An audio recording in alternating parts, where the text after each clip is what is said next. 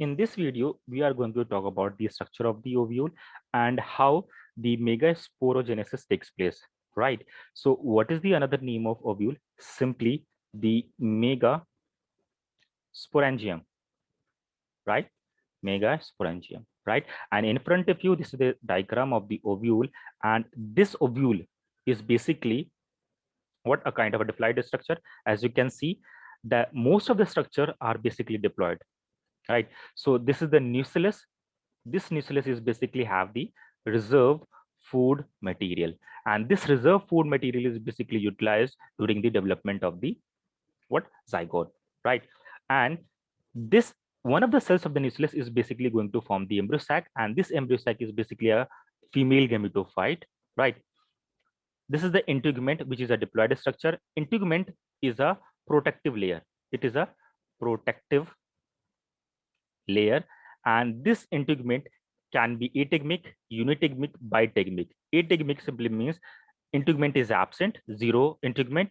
Unitegmic means you have the one integument, and bitegmic you have the two egmic, two integument, and so on, right? So micropylar end or the micropylar is basically that zone or the area where the integument is absent, right?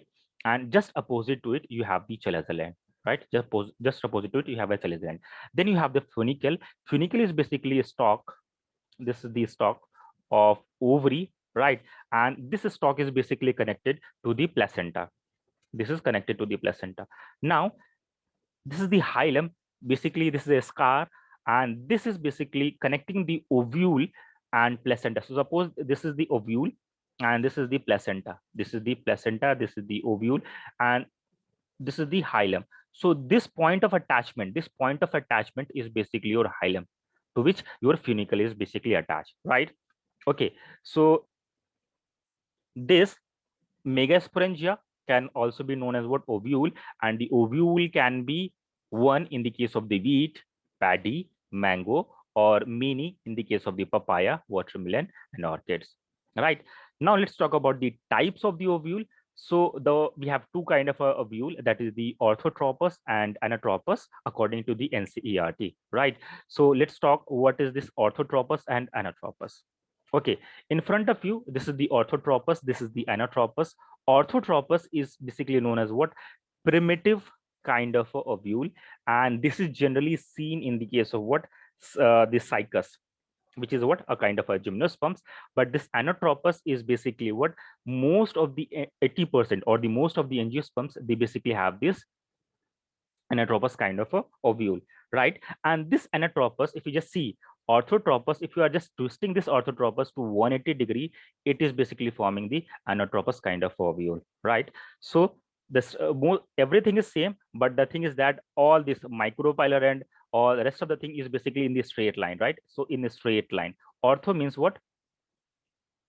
Straight, right? And in this case, this whole structure is basically twisted to 180 degree, and it is forming the anatropous kind of ovule, right? So this is the embryo sac, this is the chalazial end, then you have the integument, then you have the funicle. Again, same thing here. Fine. So let's see what is being mentioned in the NCERT. So megasporangium, which is ovule, and ovule is what? Small structure attached to the placenta by means of a stalk, which is known as what? Funicle.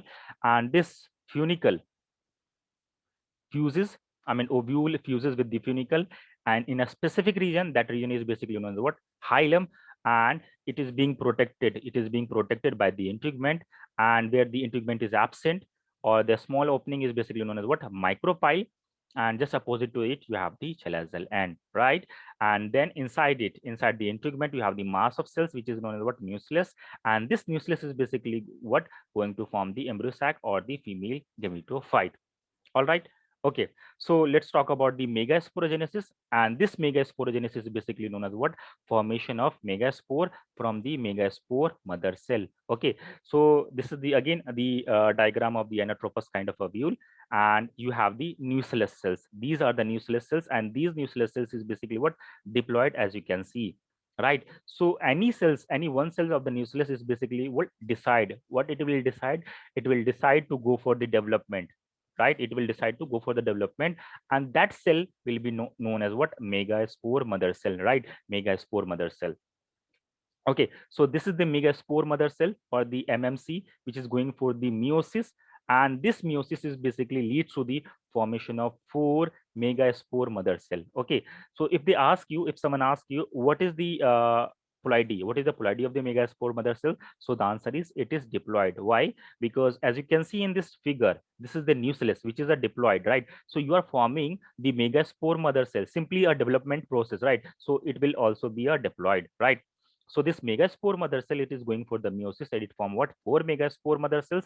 As yeah, this is the megaspore mother cell, which is a diploid. So surrounding it, you might be having other nucleus cells, right? Which is a what? Reserve food material. So you, I mean, as you can see in this figure, you have four megaspore, and out of this, three will degenerate, right? So three is going to degenerate. The one which is towards the micropylar end is going to degenerate, right? So as you can see, three degenerate, only one left, and that will be the functional, and that functional is going to form the embryo sac. Okay, so you have the functional megaspore, and this functional megaspore is basically going for the development, I mean, the kind of what? Mitosis. So what kind of a mitosis in this case?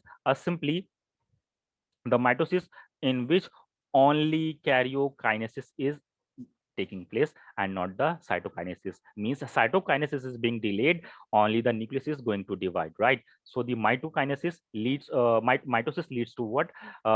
Four, not, sorry, not four, you have the two nucleus. Now this two nucleus is going for the mitosis. Again, what kind of a mitosis? You have the karyokinesis, right? So you will be left with the four nucleus. Now this four nucleus is going for the mitosis, and you are formed with the four haploid. These are all are the nucleus. These all are the nucleus, and these nucleus are what? Formed from the mitosis. What kind of a mitosis?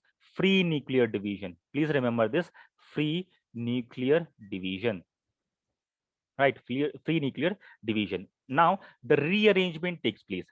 Rearrangement of what? The nucleus. So one nucleus from the from this pole and one nucleus from the this pole will basically will brought toward the center, and these are basically known as what?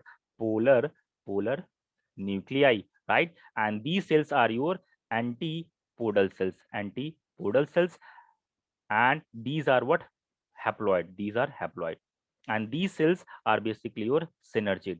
These are your synergid cells, and this is the egg, and okay, these are your filiform apparatus. Filiform apparatus. So these cells are formed after the cytokinesis. Cytokinesis. So I told you here, the only the nucleus is going to divide. Your cytokinesis is being delayed, right? So now the cytokinesis will takes place, and all the cells will have the membrane of its own. So antipodal cells formed, then you have the polar nuclei, then you have the cytokinesis, I mean this egg, and then synergic. Okay, so yeah, this is the complete figure of the embryo sac.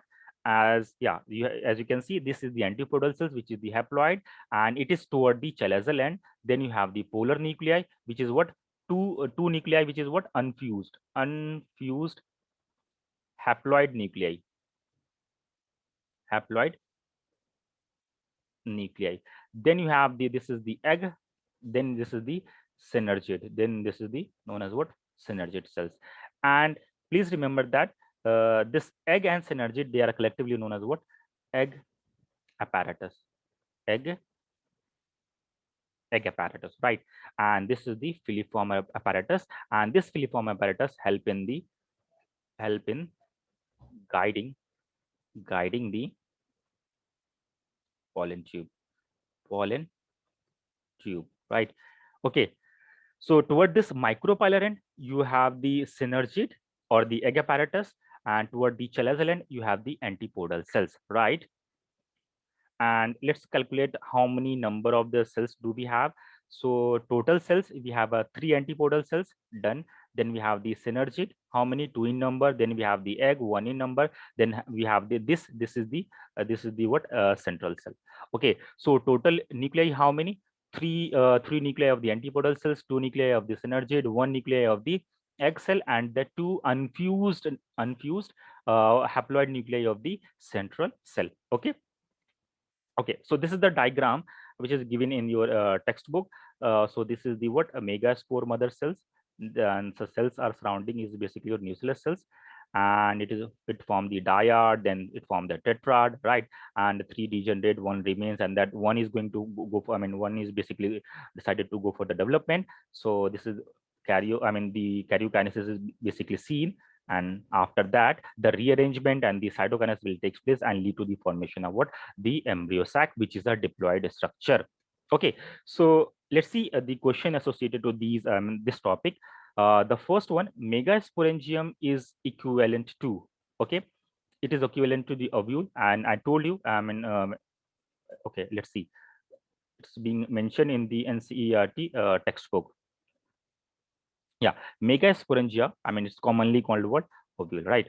So okay, so answer is ovule. Filiform apparatus is a characteristic features of what? So in this case, suspensor, no.